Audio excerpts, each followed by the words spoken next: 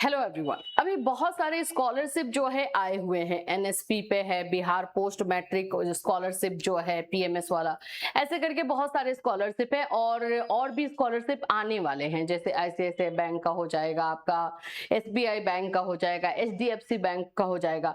तो आप लोगों का क्वेश्चन ये है कि हम कौन सा जो है स्कॉलरशिप का फॉर्म भर सकते हैं, कौन सा नहीं भर सकते हैं, क्या हम दो साथ में फॉर्म भर सकते हैं। यूपी स्कॉलरशिप का फॉर्म फिलअप स्टार्ट होगा अभी।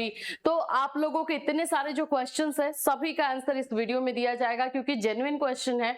आप अगर कहीं पर जो है कोई ऐसा, जैसे इसमें से कुछ ऐसा है कि आप एक फॉर्म के साथ दूसरा फॉर्म नहीं भर सकते, अगर भर दोगे तो आपका रिजेक्ट हो जाएगा। तो ये सारी चीजों को लेकर के आज इस वीडियो में क्लैरिटी आप लोग को दी जाएगी। यूपी स्कॉलरशिप को लेकर के भी बहुत सारे क्वेश्चन पूछ रहे हैं, उसको भी क्लियर किया जाएगा। ठीक है, चलिए स्टार्ट करते हैं।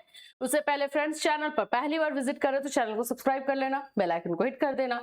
यहाँ पर आप लोगों को यूपी स्कॉलरशिप हो, बिहार का स्कॉलरशिप हो, या फिर आप लोगों के अदर स्कॉलरशिप जो रहते हैं उससे रिलेटेड लगातार इंफॉर्मेशन आपको दी जाती है।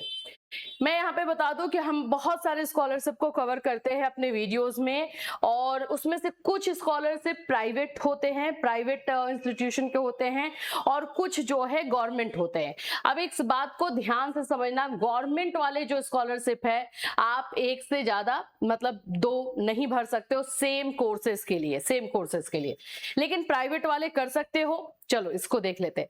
सबसे पहले तो एनएसपी पे जो अभी हमने दो आप लोगों को जो है वीडियो दिया हुआ था, जिसमें कि आप लोग का यशस्वी पीएम यशस्वी सेंट्रल सेक्टर वाला जो है वैकेंसी, ये स्कॉलरशिप, उसके बारे में हमने बताया था। इसके अलावा जो है आप लोग का जो बिहार में है पोस्ट मैट्रिक स्कॉलरशिप, उसके बारे में इंफॉर्मेशन आप लोगों को दी गई थी। ये सभी के बारे में आप लोगों को बताया गया है। अभी आप लोग कौन कौन सा फॉर्म भर पाओगे, इसके लिए मैं थोड़ा सा आपको दिखा देती हूँ।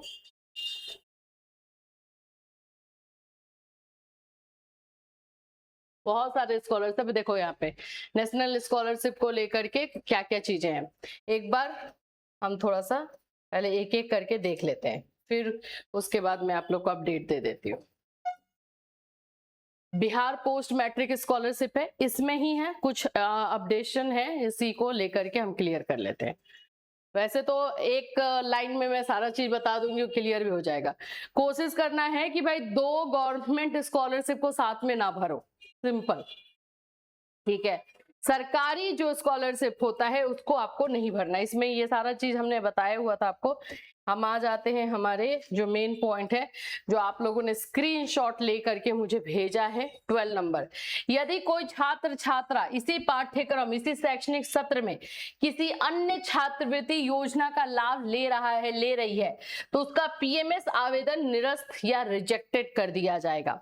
यहाँ पे क्लियर ये नहीं कहा गया है कि गवर्नमेंट होना चाहिए, लेकिन देखो ये आपका फर्क पड़ता है ओटीआर से। जब आप ओटीआर यहाँ पे करोगे, आप ओटीआर करके देख लेना, वो एनएसपी से हो जाएगा, एनएसपी पोर्टल वाला। आप ओटीआर वहां पे जो पीएम वाला भी आया हुआ है वो फॉर्म फिल करोगे, वहां ओटीआर करोगे, तो ये पता चल जाता है आप लोगों का कि हाँ यहाँ जो है आप पहले से इसमें फॉर्म फिल किए हुए हो। तो ये नहीं करोगे, बट इसमें रिजेक्ट नहीं होता। इसमें क्या होगा कि या तो ये वाला मिलेगा या तो वो वाला मिलेगा। मतलब कि मान लो कि उसका बेनिफिट आप पहले से ले रहे हो पीएम यशस्वी वाले को, तो फिर ये आपका जो है पीएमएस जो है पोस्ट मैट्रिक स्कॉलरशिप, ये रिजेक्ट हो जाएगा, ये रिजेक्ट हो जाएगा, यही इसमें लिखा हुआ है। ठीक है, ऐसा नहीं कि वो वाला भी रिजेक्ट हो जाएगा, ऐसा नहीं है। तो आपको इन दोनों में से कोई एक का ही लाभ लेना है, पहली चीज तो। और एक चीज का क्लियर रखना है कि जो भी गवर्नमेंट वाले, सरकारी वाले जो स्कॉलरशिप दिए जाते हैं, उसमें आप किसी एक में ही फॉर्म फिल करो तो सही। अगर उसमें नहीं मिला तो फिर दूसरे वाले में करना होता है। ठीक है, तो ये चीज है। अगर मान लो कि दोनों का जैसे डेट अभी सेम टाइम पर आ गया है, तो दोनों को कर दो, दोनों में से कोई एक मिल जाएगा। ये चीज का ध्यान रखना। लेकिन हाँ, ये जरूर है कि भाई आप लोगों का जो है, अगर सेम कोर्स के लिए अगर आपको गवर्नमेंट वाले में पता चला स्कॉलरशिप का, तो एक रिजेक्ट हो जाएगा। ठीक, अब आते हैं कि यूपी स्कॉलरशिप को लेकर के बच्चे क्वेश्चन पूछ रहे हैं कि मैम यूपी स्कॉलरशिप का, हम बिहार से हैं लेकिन हम कोर्स यूपी से कर रहे हैं, जैसे कुछ बच्चे बीएड कर रहे हैं, कुछ डीएलएड कर रहे हैं, तो क्या हम लोग वो फॉर्म फिल कर सकते हैं? ये क्वेश्चन आप लोग का आ रहा है। चलो इस पर बात कर लेते हैं अभी। नहीं, यूपी स्कॉलरशिप का जो रूल है वो यही बताए, क्योंकि यूपी वाले बच्चों के लिए है ये, कि आप जो है यूपी के निवासी होने चाहिए, रेसिडेंशियल सर्टिफिकेट मांग रहा है, तो ये वाला फॉर्म आप नहीं भर पाओगे। लेकिन एनएसपी वाला जो होता है वो नेशनल स्कॉलरशिप होता है, तो वो वाला फॉर्म आप भर सकते हो, वो पूरे देश में होता है ना, तो आप जो है उसको फिल कर सकते हो। लेकिन अगर आपने यूपी स्कॉलरशिप फॉर्म भरा है, आपने फिर एनएसपी पे भी जा रहे हो, तो उसमें में भी प्रॉब्लम आ सकता है। बिहार वाले में तो फॉर श्योर आएगा, पीएमएस वाला, पोस्ट मैट्रिक वाला, वहीं से ओटीआर होता है, तो गवर्नमेंट वाला जो है कोई एक ही में आपको लाभ मिल पाएगा। अब दूसरा क्वेश्चन था कि जैसे मैं आप लोगों को अभी कुछ टाइम के बाद अभी आएगा, एसबीआई में स्कॉलरशिप आएगा, एसबीआई की तरफ से, एचडीएफसी की तरफ से, क्या वो भर सकते हैं? तो हाँ, वो भर सकते हो। क्यों बता रही हूँ? दो रीजन, एक तो वो प्राइवेट का है ही, दूसरा जो सबसे इंपॉर्टेंट है, प्राइवेट दैट मीन्स कि अगर कोई बिजनेस कर रहे हैं तो उनको कुछ पैसा जो है सोशल वर्क में लगाना होता है, तो एजुकेशन सेक्टर में वो लगाते हैं। दूसरी चीज है कि वो लिमिटेड स्टूडेंट को देते हैं, उनका पहले से फिक्स है कि कुछ स्टूडेंट को ही दिया जाना है, तो इसलिए उसमें आपका नाम आएगा नहीं आएगा डाउटफुल है, तो आप एक बार ट्राई ले सकते हो। एचडीएफसी का भी कुछ बच्चों का जो है लास्ट ईयर में बच्चे ने मैसेज किया था कि उनका आ गया था, और फिर उसके बाद से जो है आपका आईसीआईसीआई वाला आता है, तो ये आप इसका बेनिफिट ले सकते हो। तो इस तरह का जो भी आपका स्कॉलरशिप रहेगा, इसको आप लोग जो है इसके साथ फॉर्म फिल करके ले सकते हो।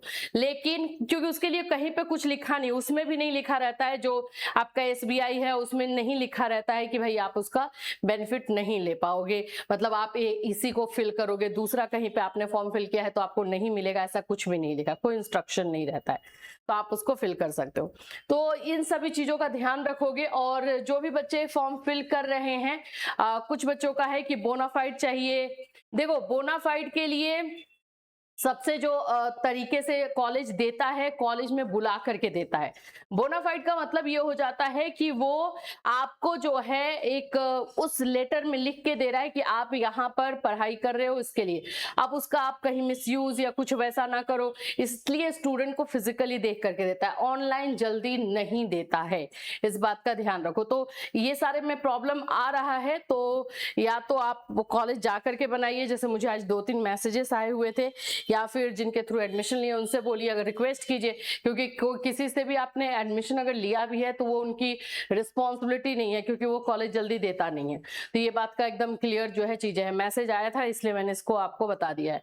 जा करके आप कॉलेज से बिल्कुल ले सकते हो, वहां पे कॉलेज आपको दे देता है।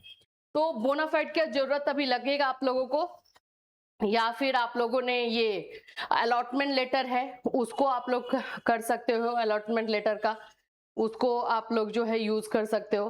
तो ये सारी चीजों का जो डॉक्यूमेंट्स चाहिए होंगे उसको पहले से आप रख लो।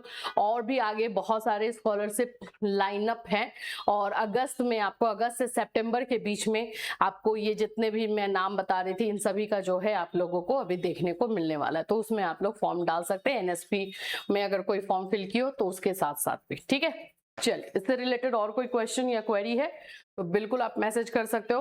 और अगर आपको इन दोनों में से किसी में फॉर्म फिल करना है तो इसको लेकर के हमने वीडियो दे दिया है, चैनल पर जा करके आप देख सकते हो और उसको देख करके आप फॉर्म फिल कर सकते हो। चलिए फिर मिलूंगी, till then take care everyone.